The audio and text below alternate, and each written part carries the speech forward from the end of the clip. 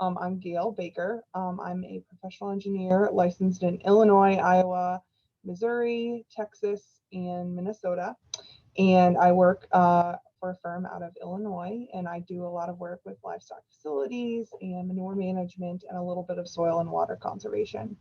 I've been a licensed engineer since 2014. Carolyn, how about you go next? Sure, my name's Carolyn Jones. I have been chair of PEI and I was on leadership of YPC a few years ago. I am a California licensed civil and agricultural engineer. There's funny laws because of that. And ready to share some information with y'all. Abby? Hi, my name is Abby Schaefer. I just graduated from Iowa State with my master's degree, and a year ago, I took the FE exam, and so I'm going to be talking a little bit about that and the EIT. And Bethany.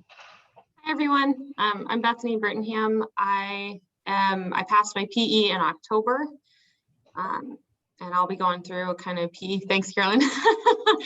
I'll be going through some of the PE tips and tricks kind of thing, and then just a little bit of background on how because I applied in Wisconsin, but I'm in Iowa, so that's a whole thing. We'll go through that. Great. Of course, we have Jasper Cunningham. If you guys have questions about anything PE related, he's your guy. Jasper, I don't know if you want to introduce yourself really quick.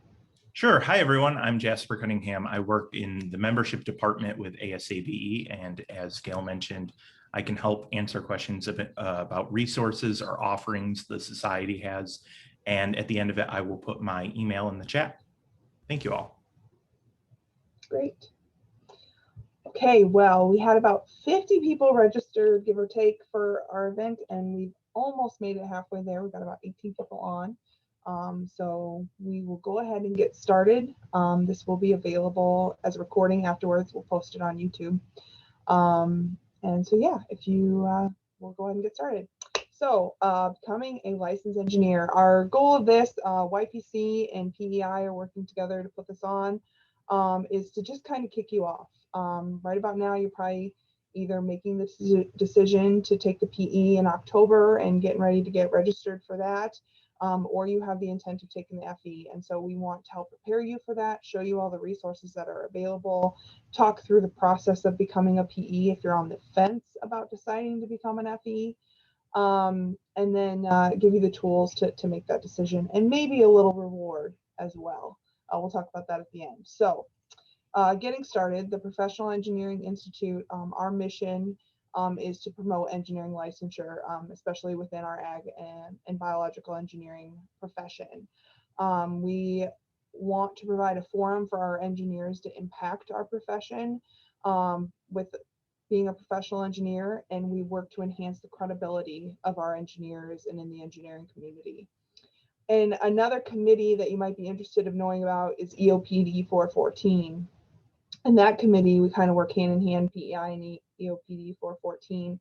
But the EOPD 414 group actually does work on developing the exam for the ag and bioengineering exam and coming up with practice exam questions, and then also helping to put together references and materials for you to study. So that's just a little bit about behind the scenes stuff. Reasons to get licensed. There's a lot of arguments out there of why not to get licensed, but let's talk about why.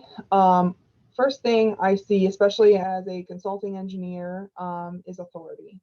Only licensed PEs can sign and seal drawings and serve as expert witnesses or oversee the work of subcontractors. This also goes towards career development. You might start out your career thinking, oh, I don't need a professional engineering license, I'm not going to use it, but you have no idea where your career might take you. All of a sudden, you might be up for a job that will require a PE. So think really seriously about, okay, you might not need it now, but do you want the flexibility in the future to go where your career might take you, which goes to flexibility. And then money. PEs often make a little bit more cash than other engineers throughout their career. And then finally, prestige. It's really awesome when you get to say, hey, I am a professional engineer. I took the time to study and take exams.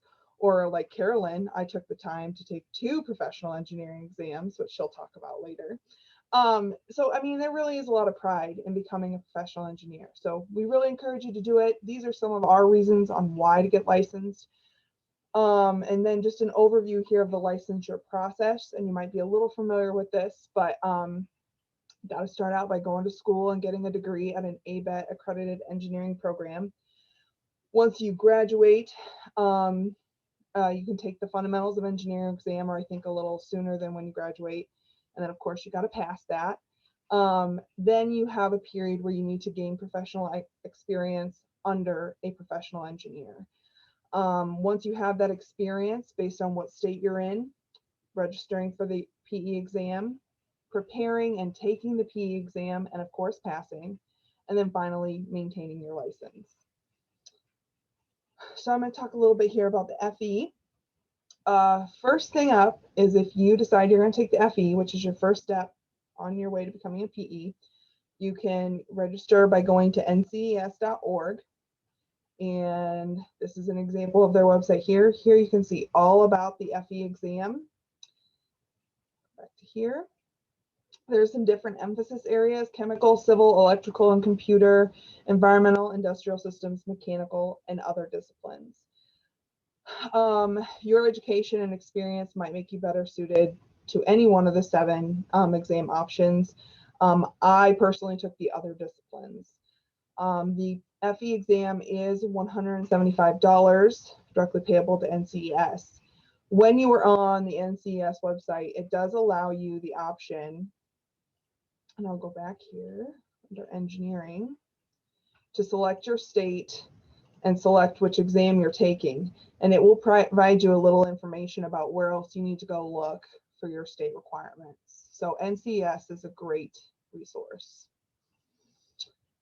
Once you've registered for the exam, this is a computer-based test. So you schedule a date that you're going to take it when you sign up, and then you need to start preparing for the FE exam.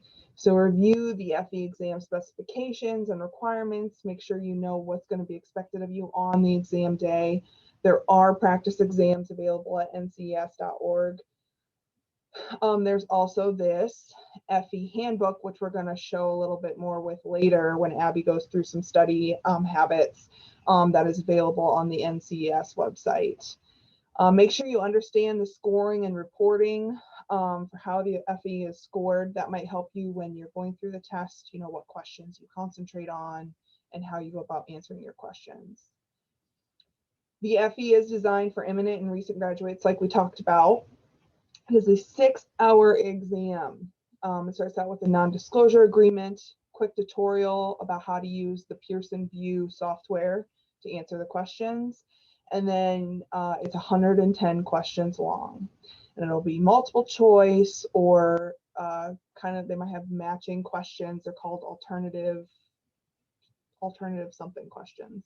But anyway, they challenge you a little bit more to have multiple answers. You do get a break in the middle of your 6 hours. For the other discipline exam, here is an example of all of the different topics that might be included in your exam. So, and this can be found again on the NCES website under the exam specifications. This will break out each of these and then further break it out what kind of questions under each of these headings. Okay. So a little bit about FE statistics. Last year, under other disciplines, 68% passed the FE exam. And out of ag engineering, we had a 65% pass rate with 40 people taking it, and bioengineering, 72% pass rate with 65 people taking it. So that's kind of the volume of folks we have taking the FE exam. We'd love to see more people take it because then that sets you up to take the PE exam, which again, we'll talk a little bit about making sure we have the numbers later so we can keep our exam. So once you have passed your FE exam, and I promise it's a wonderful experience to open up the mailbox or your email, I guess now I had to open the mailbox and get I had always heard that if you passed, you got a thin envelope, and if you didn't pass, you got a thick envelope because they sent you like what you didn't get right on the test. But anyway, it's very exciting when you get that you passed email. You become an engineer in training, like what Abby is, and I think Bethany is technically an EIT right now too. You have to gain experience in order to become a professional engineer, and that's where you got to check your state to make sure you understand how many years of experience you get if you're taking your master's or PhD, what that applies to for experience in your state, and then make sure you're working under the supervision of a professional engineer. So it's very important to make sure you check back in with your state requirements. Okay, Carolyn, turning it over to you. Cool, and just answering a couple of questions in the chat. Perfect. We'll continue to try and answer questions as we go along. So registering for the PE, you have to start by going to your My NCEES account and register. Registration is open year round, but we're only sitting the exam in October. So the next one is October 20th, 2021. And honestly, I'm not very familiar with this dashboard because I haven't had to use it. And we'll go into that more a little later. Okay. All right. If we want to go to the next slide. Oh, yes, and check your state licensing board's requirements. They vary state by state across the nation. So you really have to check that. I can say my state, as you all know, is a little weird out here in California. So how do you prepare? Well, review the exam specs. That's really early in the process. Go over and use your reference materials and the exam guide that are available through ASABE. Work through sample exams. We have those both at NCEES and ASABE. And then making sure you understand the scoring and reporting is really important. Personally, I studied for the exam using a course with ASABE. It was the webinars, which really helped me meter out my studying over roughly a 10-week period, which is almost a university quarter, which I was used to that. So next one. So there's lots of resources to help you along the way. There's a bunch at NCEES. ASABE has done a major thing in the last couple of years by pulling together a supplied reference handbook. It's available for free once you're into that dashboard that we just looked at. It's going to be a tremendous help for any of you considering taking the exam. So skim through that, get familiar with it, and rock and roll. There is a subset of our standards that are referred to in a lot of the questions. And Jasper, I think that, do they have to purchase that through us, or is it available for free? The standard subset is of purchase. So another expense for going through the PE exam. And there's practice questions available for roughly $40 starting June 1st. So I believe that's also on the NCEES dashboard. So next slide. There's a lot of this stuff is also listed on our internal ASABE website right there. Surf around it and check into what's there. Again, I mentioned the webinar series. The webinar series is super helpful. And I'm not sure if those are going live recently, but it's your colleagues helping you prepare for the exam. But you do have to be a member. Membership currently is $25 for students and $130 for younger professionals. It's worth the investment. The difference between the free exam questions and the $39.95 exam questions. That's a good question. Jasper? The free exam questions would be the ones that are provided by PEI and EOPD 414 available on ASABE's website. NCEES, with the agreement between ASABE and NCEES, they are able to create and offer their own test questions, and they are allowed to charge for those. So NCEES has chosen to offer test questions available at that price. So 2 different sets of questions. I hope that answered your question, Rebecca. And the other advantage to the NCES questions is they're in their format. They formatted them, made them very similar to what you are actually going to see when you take the test. So do keep that in mind too, that that's like an official NCES product. So the 2 other exam resources that we have available is there's a mentoring program. And so recent passers of our exam are available to chat with you about some of the things covered in this presentation and any of those kinds of questions that you have, and help you get ready for the exam. This is also a reminder, if you pass the exam, please sign up as a mentor, because you can help somebody that might be following right behind you in your footsteps. And then we have an incentive program that we'll talk about a little further down, and that is Monday.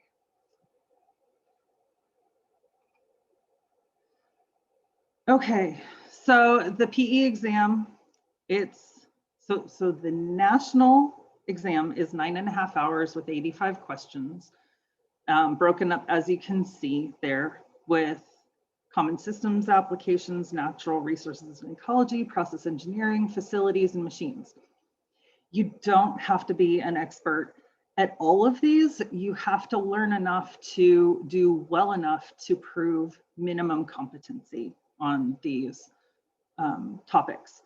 And for what it's worth, if you studied in an agricultural and biological engineering program in college, this exam is well suited to the education that you just got.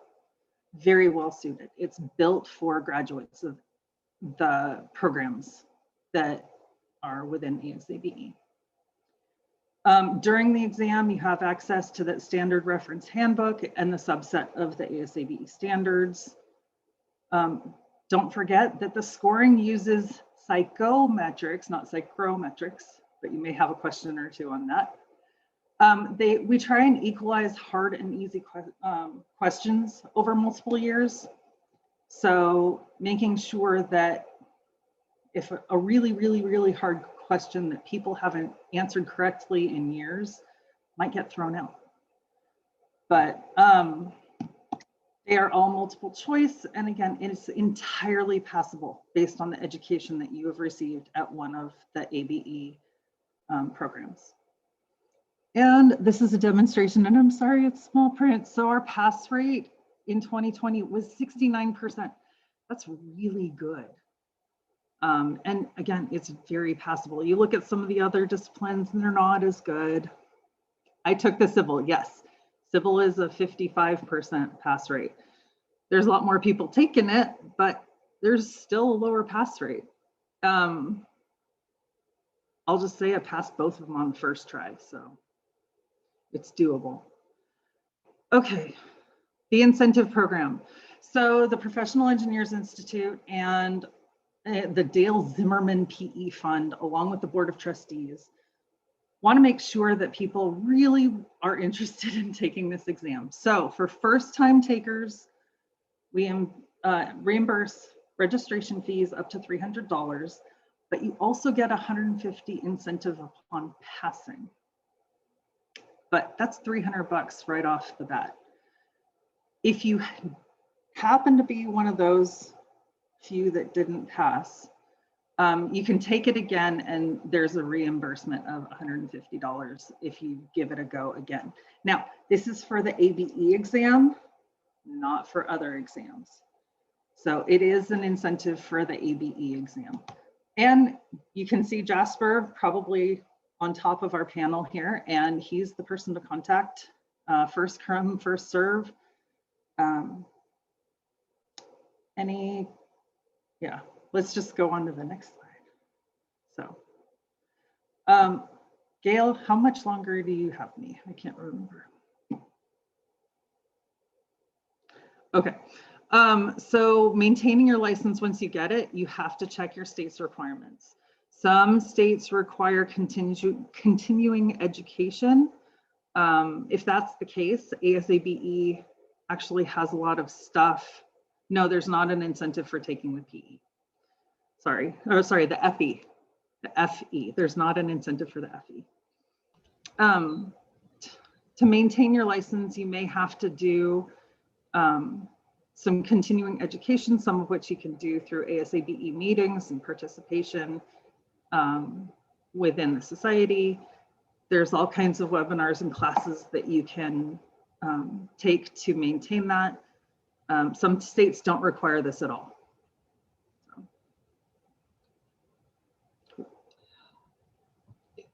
Okay, yep. So Carolyn, that was it on your part. I did forget about this, Jasper, and I finally looked at my chat. I didn't have it open. Do you want to put out the poll for folks to take, say if they're taking the FE or the PE, so we know who our audience is?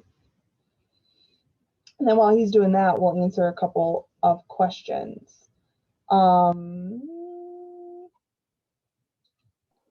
Gail, I think I hit all the questions that popped up while I was going.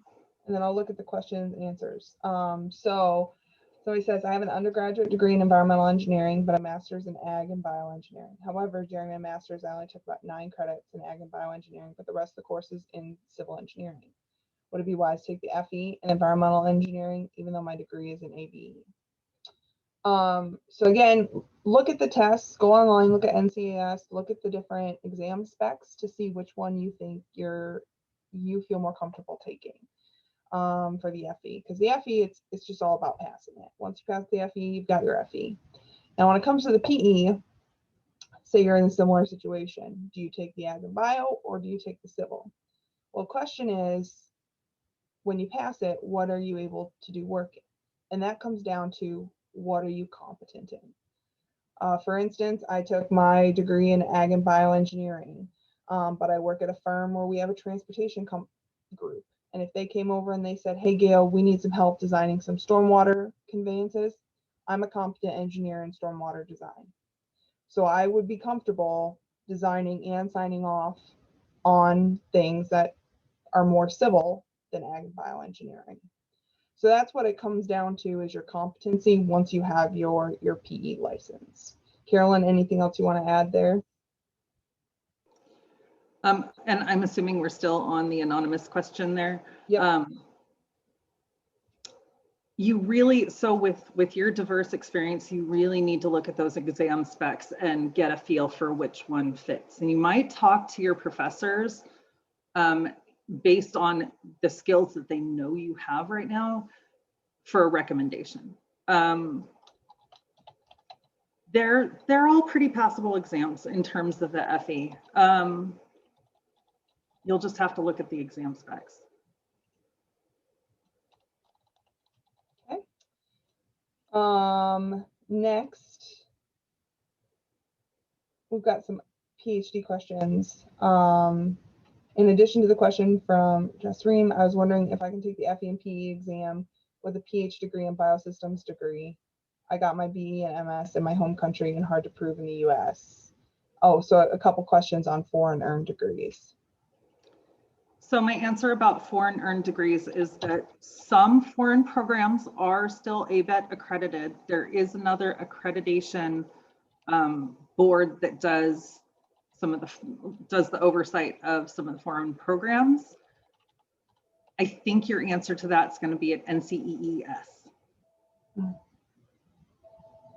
So Gilbert, you know how to get a hold of me. If you want to contact me, you can. We can try and look into that if you'd like. And then finally, PhD student at UNL, bioengineering advisor is licensed PE. I'm doing a master's and PhD with him. Would that count towards experience under my licensed PE for the PE exam?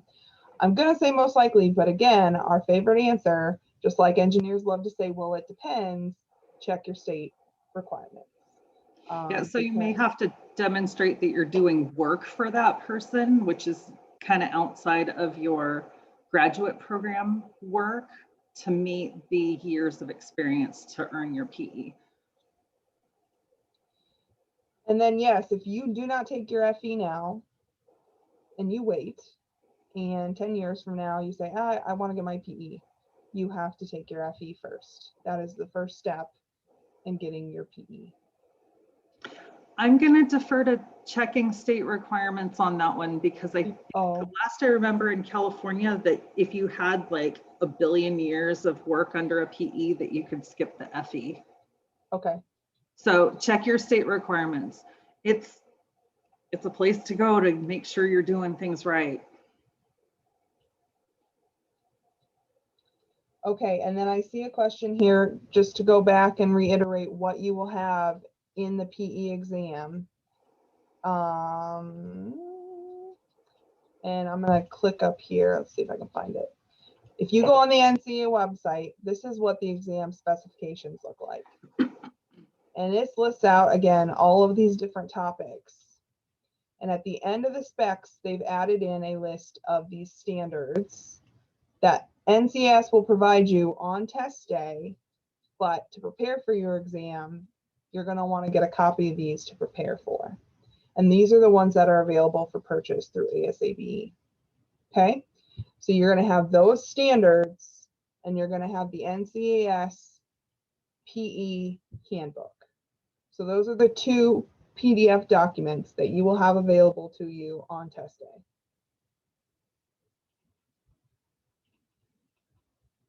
Okay. Any other questions before we go on to a little bit of studying habits of with the FE and the PE and kind of what some of these questions look like?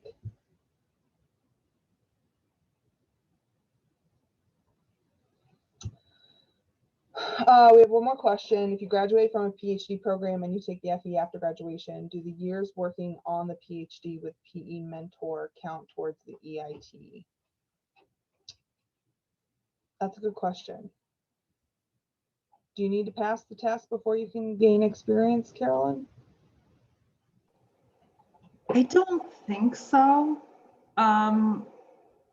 Bethany, you took yourself off mute. Maybe you've got something Yeah, to add. you don't have to. It's just total experience. Because we have a guy that he was here and didn't take his FE, and then he took it, and it's still, I mean, you don't need 4 years after your FE. You need 4 years under a PE. And maybe it varies by state. That's Iowa. So. Okay. And Abby, I'm going to pull you off mute here really quick. We have a question. Will we have scratch paper on the computer version? Do you get scratch paper for CBT testing? It is a whiteboard booklet, and they give you like a dry erase marker, and like it's kind of like a flip pad, and every page is dry erase. But they tell you not to erase anything that you write down. That sounds confusing. They Yeah. don't want you to erase it, but they give you an erasable marker. Yeah. And I didn't run out of space on that. It was enough.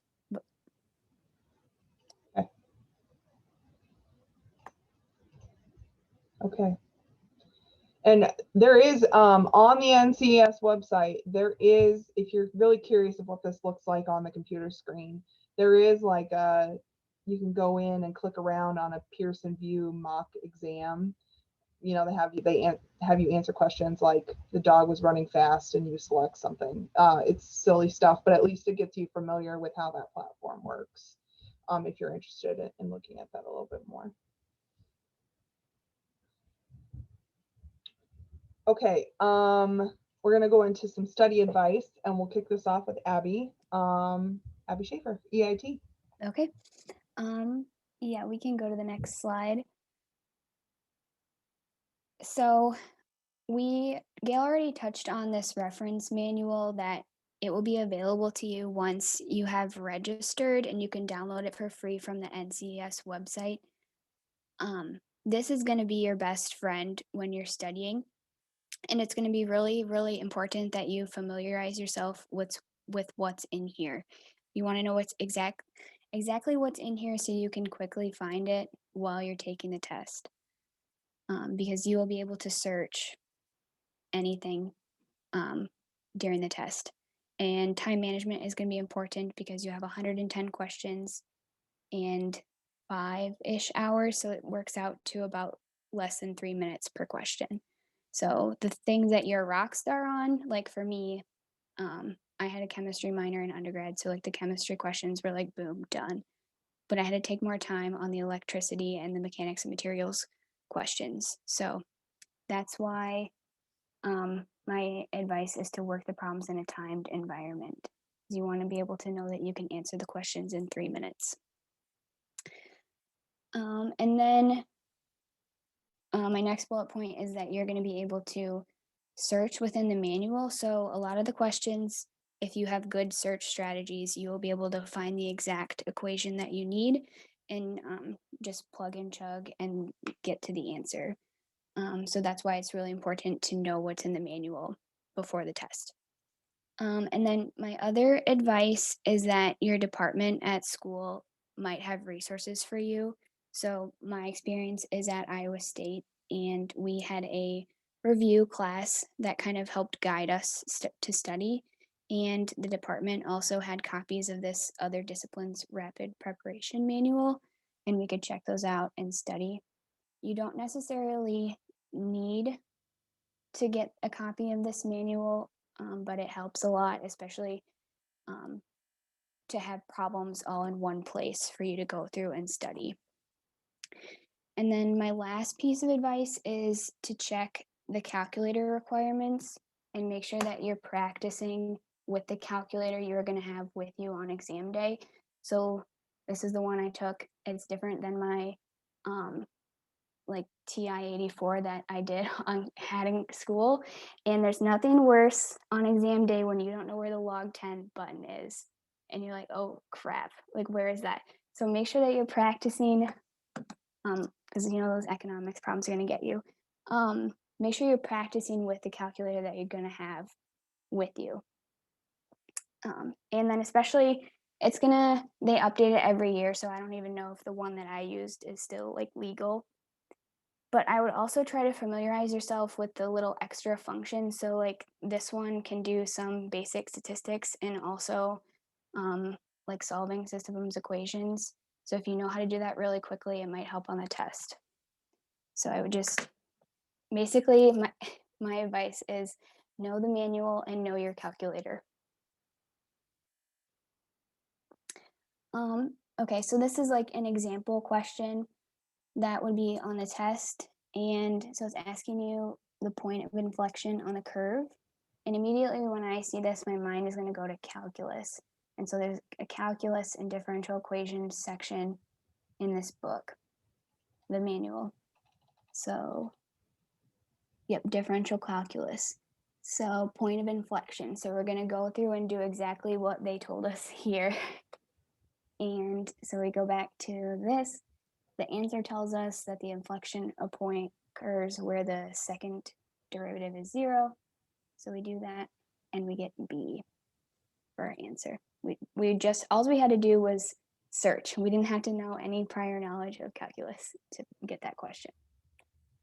Our next question is, this is more like an ethics question, which is kind of just using your best judgment. So it's basically asking if you can accept a project for public transportation. And the answer to this is if you are competent in that area. And so this is kind of what Gail was talking about earlier, about being competent in stormwater systems. There is a section in the manual on ethics, so you can just kind of read through what it says. And as long as you kind of have this idea in your head of what being ethical is, that will help on the problems. And then the last example question we have, Oops, sorry. spoiler alert. Okay, so it's talking about pressure in an air cylinder. And so my mind immediately goes to mechanics and materials, pressure vessel. So that's what we're going to type in to the thing. And for internal pressure only, the stresses are, it gives you this tangential stress. And if we go down where it says where T is wall thickness, that tells us that we can consider this as a thin walled pressure vessel. So it goes through plugging in the equations that we found in the book, and we got the right answer. easy enough, right? Yes. I don't You know. can do I it. went back and looked at all the different topics on the FE. I have a hard time believing I was able to take that test. I've kind of forgotten some of that stuff. Yep. I know. Any questions for Abby on FE exam? Yeah, Carolyn, I want to have this handbook just for current practice. Exactly. And I'll Look up just any- throw this out there in case we get a few questions popping up. When I went to these exams, I brought a sweatshirt. If it was cold, I wore it. And if it wasn't, I probably sat on it because those chairs for that long, just like, okay. Yep. I took a sweatshirt. So your 25-minute break, I had like a sandwich in my car. They let you leave the building, and I don't think you could take anything into the room, like, but I had a water bottle that I had in the locker. Yeah, so there's a 25-minute break in the middle. Abby Sandeep is asking how much time did you study each day and for how many months to Oh. prep for the FE? So like I mentioned, Iowa State had a course, and I think it was a half semester course, so 8 weeks. And so that was probably 10 or so problems a week that we were like turning in. And it was like some of the main topics like statistics and stuff. So that would have so I was doing that like January through March when I took the test. My test was supposed to be like March 21st or something, like over spring break, and then we all know what happened. And so my test was like May.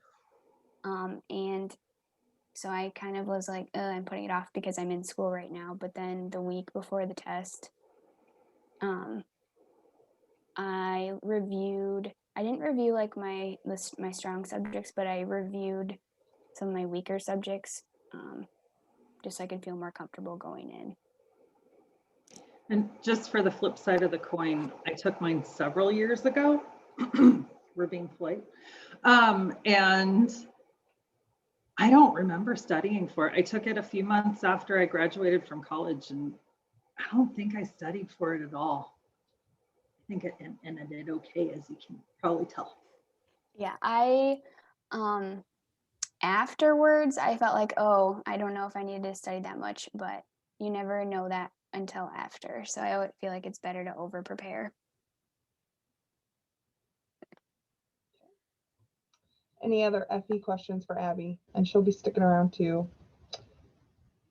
Are there different handbooks for each FE category? I do not believe so, because when you go to the reference handbook, there's just one FE reference handbook. Maybe I think it will correspond with whatever you register for. So They've just got a bunch of stuff in there, and Yeah. it'll have everything you need. Okay. Let's turn it over to PE, which a lot of the same study habits. Bethany, maybe say a little bit about your process of becoming a PE. We've got kind of spelled out here. It's a lot more complicated than I thought your situation was. It's not great, yeah. But to highlight everything Abby said, pretty much everything she said applies to PE as well. So I apologize if there's anything duplicate that I say, but like, yeah, it's, so anyway, I'm a little more complicated, and maybe this will kind of help people with some of the uncertainty. But so I took my FE in Nebraska. I graduated from the University of Nebraska with biosystems engineering, and then I moved to Iowa. So then I'm in Iowa with an EIT, but with a FE from Nebraska, transfers to your state. And then I qualified to, in the state of Iowa, take the test this April. So I also have a master's degree, and different states have different rules. So the state of Iowa, your master's only counts as 6 months of experience. And I didn't start working full time until September. And originally the PE for Ag and Bio was in the spring, okay? But with the transition to the computer-based test, I would have been eligible in Iowa this fall instead of this spring because it wasn't available. So there's like all this confusing stuff, but so I took it in Wisconsin. There's other ways or like other rules for like taking things, in different states, but in Wisconsin, you can take it at any time. If you're in a state that says you can do that, I would not take it immediately. I would still say, go get your at least 2 years of experience. Like, there's a lot to learn. And there were questions that are like construction based, and it's like, if you've been in a construction setting, you'll know them a little bit better. So I would not willy-nilly just be like, yeah, I'm done, I'm gonna go take it. I would still wait. So yeah, and then check on your state requirements for what a master's degree counts for, and then use that to kind of build your path from there. So next slide, please. Sorry, I was answering a question. Oh, shoot, okay. So similar to what Abby said, there's a whole heck of a lot of materials in your reference manual. And like when I took the FE, I took it computer-based. Control Find was like your go-to, right? But then when I took the test itself, it was still paper-based. And that was part of why I took it early, was to remove the uncertainty of swapping your test types, which may not be really a nice thing to say, but that's where that came from a little bit. But anyway, that Control Find thing, when you're taking your PE, you've tabbed the crap out of your books because you're like, oh, I can't find it very quickly. So having that opportunity to search is going to be really helpful for you. But I would still go through the reference handbook and look at your headings, and it's not a fun read, but like, you know, kind of get an idea of how things are laid out. I was lucky enough to be like, they had just released the Ag and Bio PE reference handbook through ASABE. So I think I had like the second edition, whatever. So that was really helpful because there were resources that I actually didn't have in paperback form that were in that book. And then review your ASABE standards and read about what the variables actually mean, because some standards will use similar variables. And if you're not looking in the right place, you're not going to find the right one. You'll be like, well, I found H and it's still H. And so just make sure that you're keeping track of what everything means, like kind of thinking through it. I did go through the ASABE webinars, but only on topics that I'm more familiar with. So there are 5 different sections. Machinery means nothing to me. No offense to power machinery, but I didn't have those courses. I don't work with that at all. So I didn't go through the webinar on that, but when it came to answering questions, I had the resources for it, and I just like found it, and I was like, well, good enough. They don't expect you to know absolutely everything on the test. So I would not hold yourself to that standard unless you're really trying to stress yourself out. I did go through the example problems. That to me was probably more helpful than the webinars, unless there was a specific topic that I needed re-explained to me. So that's me personally. You guys know how you learn better. And then I also had friends that were taking the test at the same time. So if we were working on a practice problem, but this is where your mentor would kick in, right? Your ASABE peer mentor. But I had a friend taking it at the same time. So if we were trying to work through problems, or if we had like a, well, what if situation, you can talk through it with someone. I learned better by talking through things. And then originally I was supposed to take in April, COVID happened. So then it pushed me to October. So my studying schedule is a little janky, but getting closer to that October exam, it was like 5 weeks or so in a row. This is your topic for the week. So maybe you go home and you review those problems when you get home, or you spend your weekend really focusing on them. So there's different ways to do it, but I was focusing on knowing 3 to 4 topics, and I really did pretty much ignore power machinery except for the example problems. So I don't know, it works. Next slide. So for those of you that are working full-time, I would totally recommend you take the day off before you take the test. And then your company will probably give you, assuming you pass the test, they'll probably give you whatever PTO you took to take it back, like the day of the test, which is what happened in my case. But if it's construction season or whatever, or you have a project that's finishing up, like you really need to be able to defer to someone and be like, this is my time to focus. I want to pass it the first time. So just, try and focus on that. And then I'm not sure how it's going to work with computer-based testing, but I tested in a place that I did not live. So I got a hotel the night before, so I didn't have to drive the following day, just to reduce the variables. If there's traffic or an accident or something, you're going to be there if you walk across the street. I got there about half an hour early. I don't know how well that's going to work for computer-based testing. And then probably like 3 o'clock in the afternoon during the test, you're feeling it.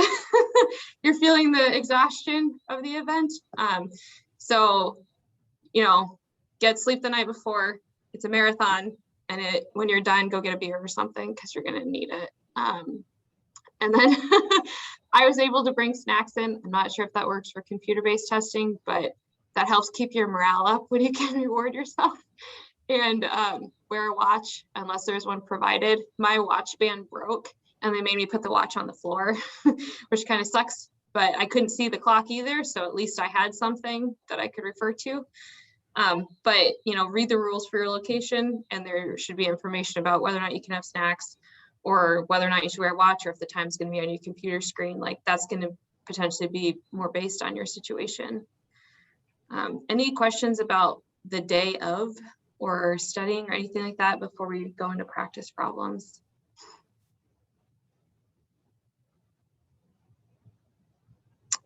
Oh, there's a long one. Okay.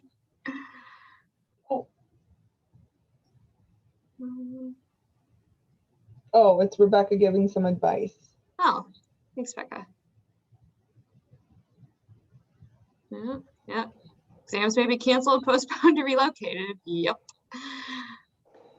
And I'm going to bounce in here and say that every time I was prepping for one of these exams, I studied up to the weekend before the exam, and then I took and gave my brain a break for about a week before the exam.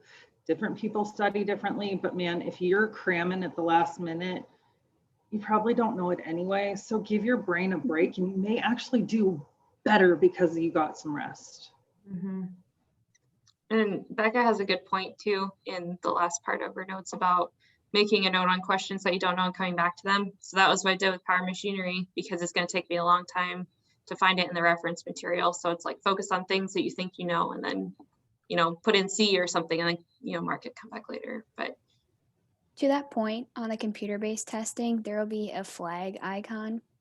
Cool. So you'll get your list of like the questions that are going to be in the first half of the exam, and you can like hit that button, and then once you get to the last question, because you can go forward and backward through the questions, you'll see the list of the questions and like which ones you flagged and which ones you've answered and which ones you haven't answered at all.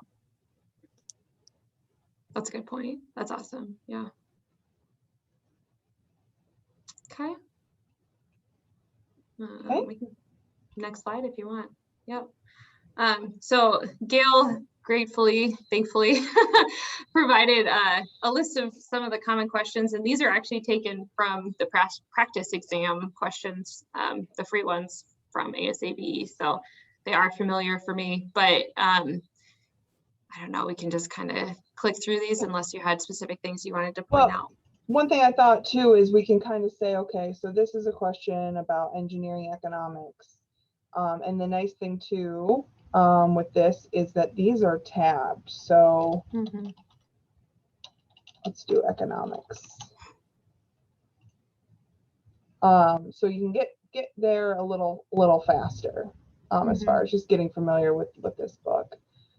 One of the things that I've heard from about engineering economics, so like Nebraska, I took that as a course. Iowa State, I don't think you guys take that as a course, do you, Abby? We do. You do, okay. There's some programs where things will be focused on more than others, and that variety is known, and you know, that's part of, you don't have to know absolutely everything to pass the test. So just focus on what you know, and then know a little bit more about everything else so you can hopefully find it. So another thing I'm going to kind of point out too, the difference between the ASABE sample questions and the NCES practice exam is the NCES practice exam will only reference things that are in your reference handbook, and that's going to be your main reference, and they're going to point you back to that. The ASABE questions, we're going to point you to the reference handbook, but then we're also going to point you to some other references that will help you learn how to do the problem, as well as showing you how to do it. So there's just kind of another difference between the two sets of questions. Because the reference handbook has no educational material in it. It only has references.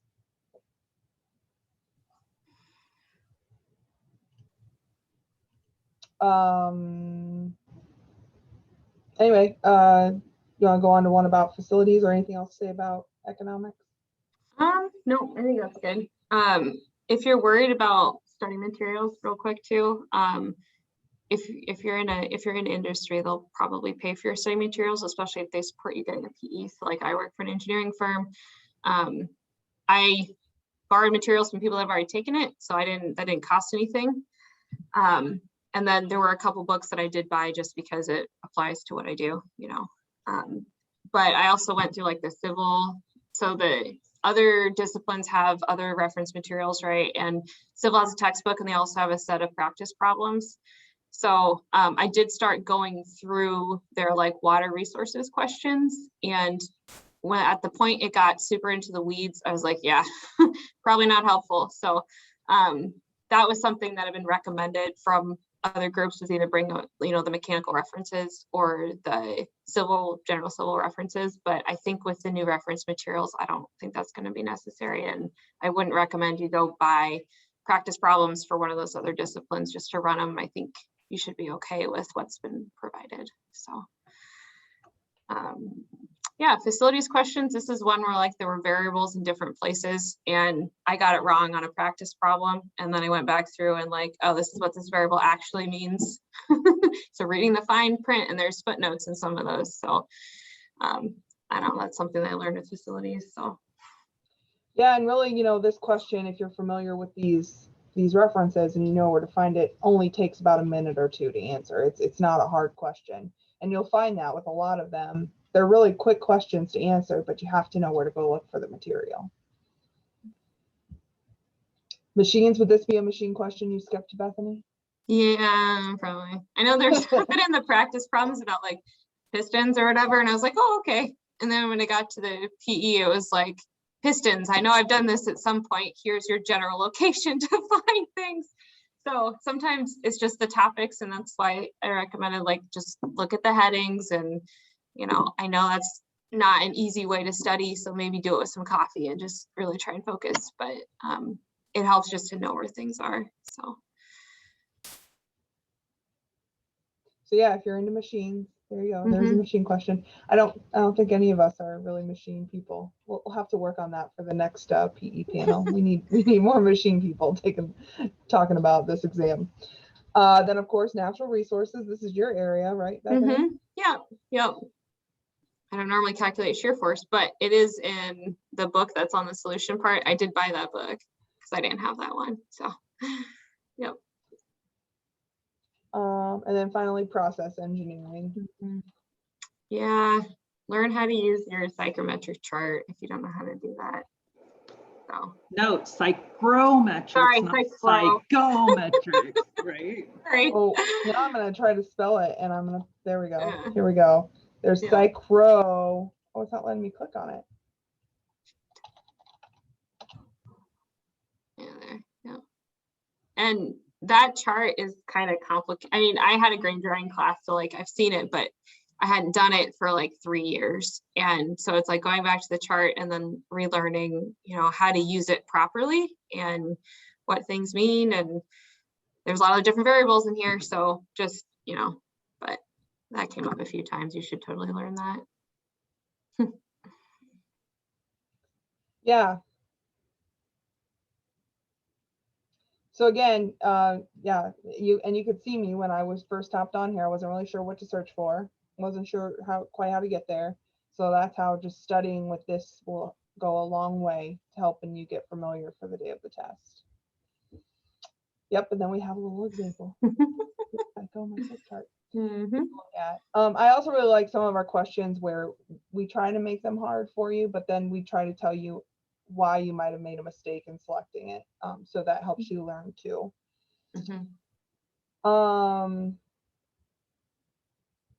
Has anyone broken down the Aggie pass rate by industry type, machine designers versus natural resource folks? That's a I great didn't ask the question. competition. That'd be a pretty neat statistic, Jasper. Can you get that information? Potentially. We would have to know who all the people that passed in a year were, and then look at their primary discipline according to their membership renewal application kind of thing. And that would be interesting to find out. We could certainly discuss that at PEI this summer and see if it's something we could survey. That'd be, yeah. That said, I hear from a lot of our machinery and power type folks that they don't bother getting their PE because of an industrial exemption. Again, this exam is well suited to anybody out of an ABE program, including power and machinery. So, including water resources. And you have 4 people here that can tell you, that, well, 3. Sorry, Abby, you haven't taken it yet. 3 that can verify that that is the case. Great. Well, we're really happy that you're here. And I talked a little bit earlier about, you know, we need people to take the Ag and Bio test because it's a privilege for us to have it. And if we don't have enough people taking it, we're not going to have it anymore. And last year, due to COVID and all the stuff that happened, we really need people to take the Ag and Bio PE test this year. So if you have friends that are thinking about taking it, please encourage them, tell them about the ASAB resources that we have. You do have to be an ASAB member for them, but it's worth it, man, for all the stuff that you get out of it. And to show you how much we really, really want you to take the PE test, we're giving you a free shirt, man, for attending this webinar. And if you get signed up with NCAS by June 15th, send us your registration that you are registered to take the exam. We'll send you a shirt. So I'm going to throw this here into the chat. This is our survey from today.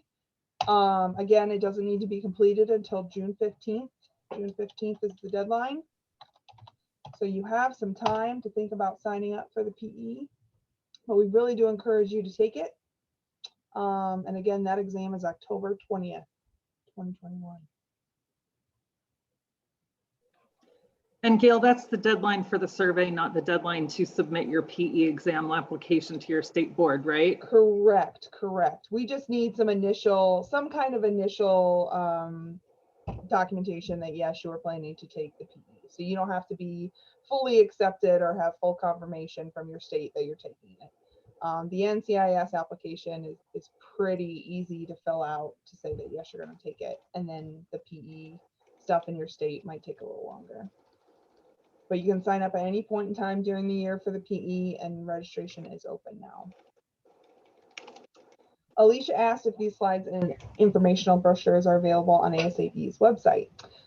We did talk a little bit today about our website, and we did recently just revamp it. So a lot of the information from this presentation is in the website because I used the presentation to make the website.